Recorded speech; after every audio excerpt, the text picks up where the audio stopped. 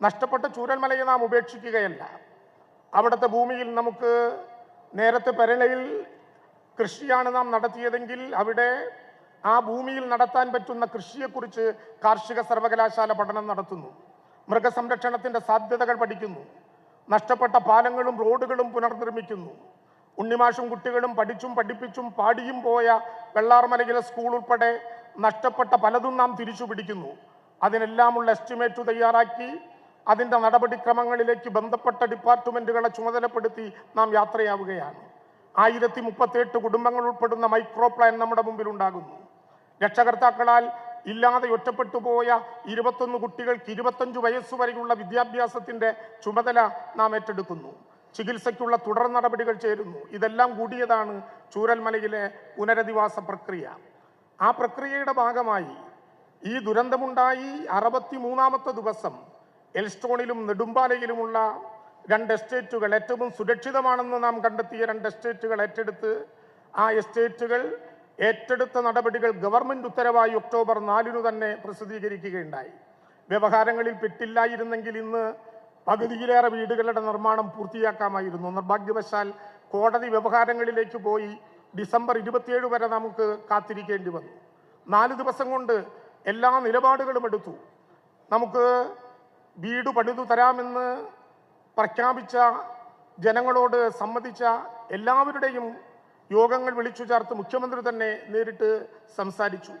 ചെറിയ 2 മാസത്തിനുള്ളിൽ എല്ലാ വിധത്തിലുള്ള സർവേകളും പൂർത്തിയാക്കി പൂർണ്ണമായ ടൗൺഷിപ്പ് എന്ന പുനരധിവാസ പ്രവർത്തനത്തിലേക്ക് നമ്മൾ യാത്രയാകുന്ന അഭിമാന നിമിഷത്തിൽ നാം വീണ്ടും ഒത്തുചേരുകയാണ്. ഞാൻ അവസാനിപ്പിക്കുന്നു.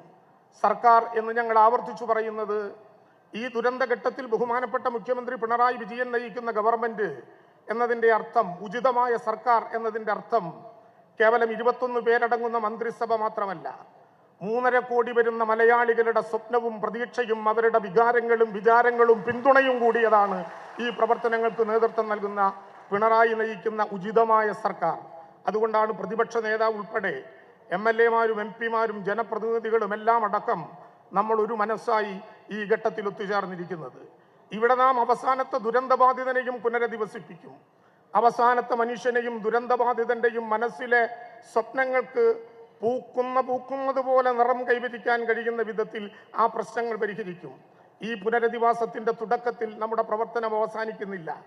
ഭൂമിയിൽ നിന്ന് 1800 മീറ്റർ ഉയരത്തിലാണ് പുഞ്ചിരിമറ്റത്ത് നിർഭാഗ്യവശാലുണ്ടായ ഉരുൾപൊട്ടലുണ്ടായത്. പുഞ്ചിരിമറ്റത്തെ മനുഷ്യർ 1800 അടിയേക്കാൾ മുകളിൽ അവരുടെ പുഞ്ചിരി ഉയർത്തെഴുന്നേൽക്കും വരെ നാം ഈ പുനരധിവാസ പ്രവർത്തനങ്ങൾ മുന്നോട്ട് കൊണ്ടുപോകും എന്നറിയിച്ചുകൊണ്ട്, ഈ പ്രവർത്തനങ്ങൾ ഒരാളിൽ നിന്ന് ആരംഭിച്ച സ്വപ്നമാണ്. അത് പിന്നീട് ജനകീയമായി. ആ സ്വപ്നങ്ങളുടെ പിന്നാലെ നാം എല്ലാം അണിചേർന്നു. ടൗൺഷിപ്പ് എന്ന ആശയം വരുമ്പോൾ അത് സാധ്യമാകുമോ എന്ന് മുൻ അനുഭവങ്ങളില്ലാത്ത നമ്മുടെ ലോകത്തിന് ആശങ്കയുണ്ടായിരുന്നു.